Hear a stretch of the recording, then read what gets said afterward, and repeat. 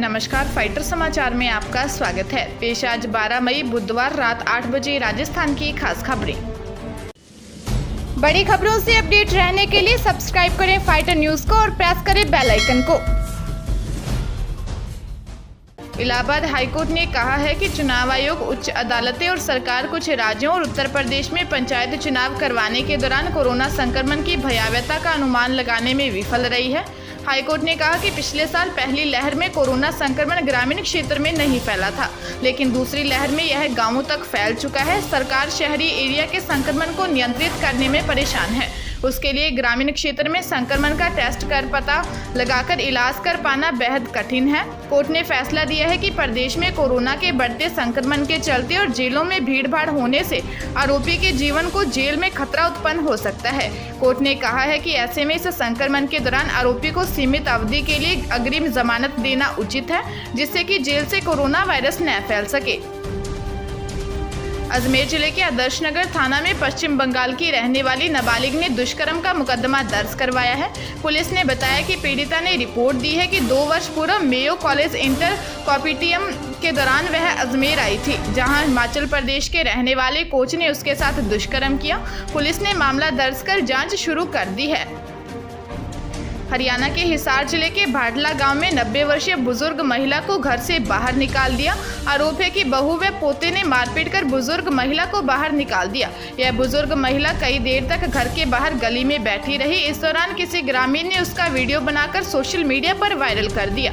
यह video viral होने पर भाटला चौकी पुलिस हरकत में आई और मारपीट करने वालों के खिलाफ केस दर्ज किया। जानकारी के अनुसार बुजुर्ग महिला के 2 बेटे हैं, जिनमें से एक बेटे का देहांत हो चुका है और एक दिल्ली में रहता है। यह महिला गांव में अपनी बड़ी बहू के पास रहती है। आरोप है कि बहू और पोते ने मारपीट कर उसे घर से बाहर निकाल दिया, साथ ही उसकी चारपाई कपड़े भी बाहर फेंक दिए। बुजुर्ग होने के कारण वह कहीं जा ना सकी और घर के बाहर रोती रही, लेकिन बहू को उस पर दया नहीं आई। हालांकि फाइटर वायरल वीडियो की पुष्टि नहीं करता है। सीकर जिले में दीवार गिरने से 2 सगी बहनों की मौत हो गई। दोनों का अंतिम संस्कार एक ही चिता पर किया गया। जुगलपुरा निवासी सुभाष चंद्र वर्मा का परिवार हरियाणा के हांसी उपमंडल के उमड़ा गांव में ईंट भट्टे पर मजदूरी के लिए गया था। ईंट भट्टे की दीवार गिरने से 18 वर्षीय शिमला व 14 वर्षीय उसकी बहन मोनिका गंभीर घायल हो गई।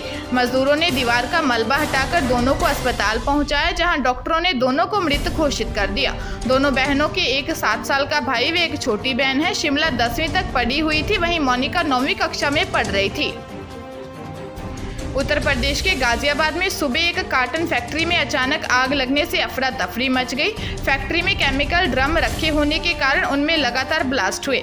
सूचना पर पहुंची दमकल कर्मियों की गाड़ियों ने फिलहाल आग पर काबू पा लिया है। जानकारी के अनुसार गाजियाबाद के कवि नगर स्थित इंडस्ट्रियल एरिया में सुबह 8 बजे लगी आग ने भयावह रूप ले लिया। देखते ही देखते आग दूसरी फैक्ट्रियों तक पहुंचने लगी, जिससे शहर का आसमान पूरी तरह से धुएं से ढक गया।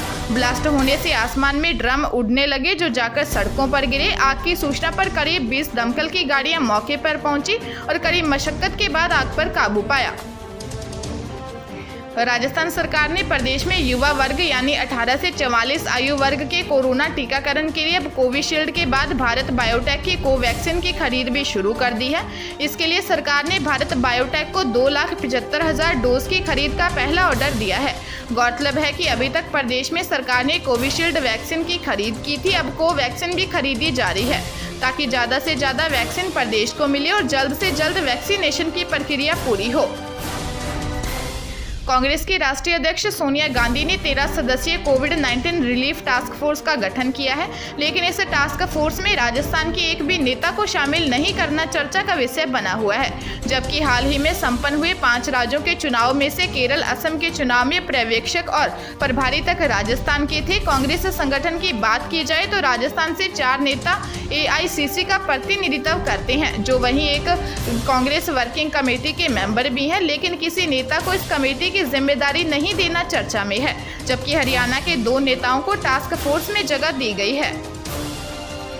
उत्तर प्रदेश के रामपुर में एक सरकारी डॉक्टर का शव संदिग्ध हालत में मिला है। ये वही डॉक्टर BM नागर है जिसका एक वीडियो वायरल हुआ था, जिसमें एक नर्स पहले उनको थप्पड़ मारती है, बाद में वह भी नर्स को थप्पड़ मारते हैं। यह वीडियो के वायरल होने के बाद DM ने डॉक्टर सेवा समाप्त कर दी थी, लेकिन बाद में फिर उनकी तैनाती दे दी गई थी। डॉक्टर BM नागर का शव उनके सरकारी आवास में मिला। इसके बाद हड़कंप मच गया। मौके पर स्वास्थ्य विभाग के आला अफसर पहुंच गए। इसके बाद CMS ने डॉक्टर का शव प्राइवेट एम्बुलेंस में उनके पैतृक गांव भिजवाने की कोशिश की, लेकिन तभी पुलिस आ गई और शव को सरकारी आवास पर ही रखा गया। कुछ दिन पहले ही डॉक्टर BM नागर ने अपनी जान को खतरा बताया था। पुलिस मामले की जांच कर रही है। एक साल से कोरोना की जंग लड़ रहे नर्सेज से जुड़ी बड़ी खबर सामने आई है। प्रदेश के 50,000 नर्सेज को पदनाम का सम्मान मिलेगा। जानकारी के अनुसार अंतर्राष्ट्रीय नर्सेज दिवस पर नर्सेज को पदनाम परिवर्तन का तोहफा मिल सकता है। चिकित्सा विभाग की ओर से कैबिनेट की बैठक के लिए यह प्रस्ताव भेजा है। चिकित्सा मंत्री डॉक्टर रघु शर्मा नर्सेज की मांग को लेकर संवेदनशील है।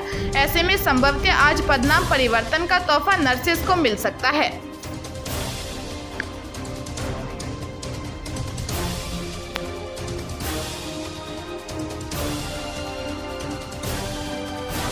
ताजा तरीन खबरों के लिए फाइटर न्यूज को सब्सक्राइब करें और बेल आइकन को प्रेस करें ताकि नई न्यूज अपडेट होते ही आपके फोन की घंटी बज जाए।